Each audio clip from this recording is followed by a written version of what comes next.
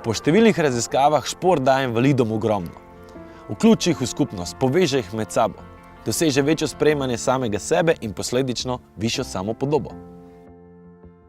Patrik se je rodil s hudo telesno okvaro.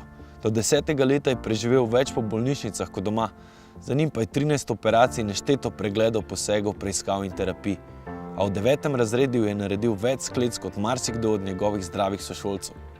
Ja, zame šport predstavlja vse, šport je moje življenje, res zelo rad plavam. V vodi se dobro počutim. Ja, ko plavam, čutim dobro energijo, zelo sem motiviran, ko plavam. Kako Patrik vedno znova premaguje ovire? Kje je skrivnost? Ko ima težek dan, ko mu ne gre? Kako mu uspe? Vso vzponi in padci. Če mi pade motivacija, probam se starši pogovoriti, s sošolci, z učitelji, trenerji. Zelo rad pa poslušam dobro glasbo, da se sprostim in spet znova začnem.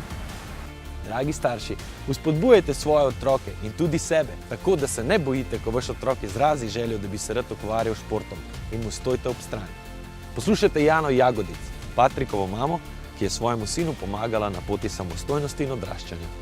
Patrik je imel vedno željo, da bi se ukvarjal s plavanjem. Plavanje ga je zelo veselil, bil zelo navdušen.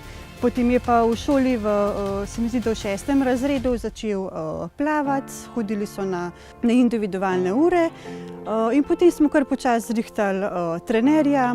Bila sem pa tudi v bistvu zelo vesela, ko se je odločil za plavanje. Ali obstaja kakšna večja nagrada kot to, da starš vidi svojega otroka srečnega in nasmejanega?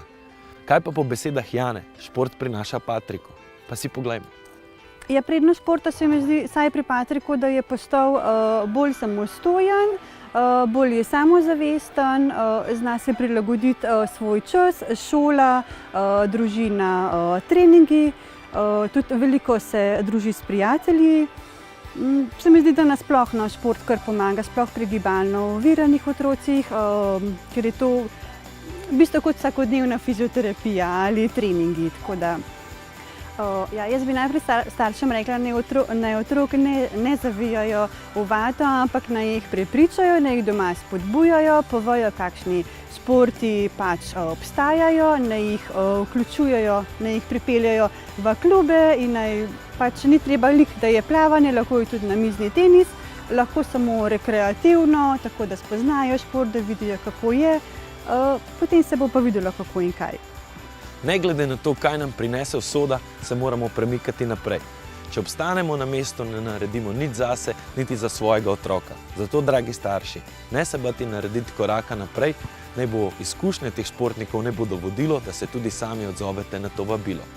Zdaj pa dosti besed, misija samozavest, da gremo športati zares. Čau!